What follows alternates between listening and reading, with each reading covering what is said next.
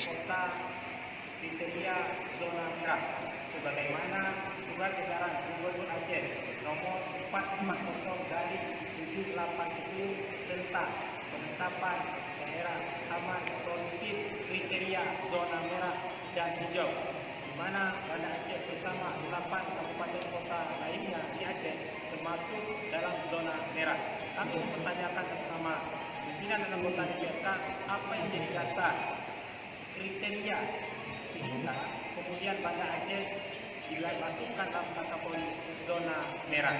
Kami sangat tahu selama ini pemerintah Kota Banda Aceh itu sangat konsep dengan dukungan penuh dari unsur Forkopimda Kota Banda Aceh telah bekerja keras sejak awal ketika pemerintah pusat dan pemerintah provinsi menetapkan bencana nasional non alam sudah bekerja sangat keras dengan dukungan masyarakat Banda Aceh.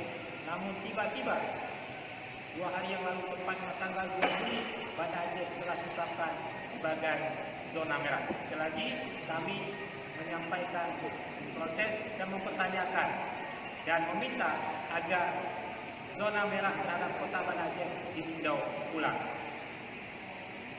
Baik, terima kasih Bapak Ketua DPRK dan seluruh anggota DPRK, Bapak Anggota Forkopimda dan Bapak Wali Kota Banda Aceh juga mempertanyakan kenapa penetapan Kota Banda Aceh sebagai zona merah, karena itu ada tahapannya, ada oranye, ada kuning, ada hijau, ya.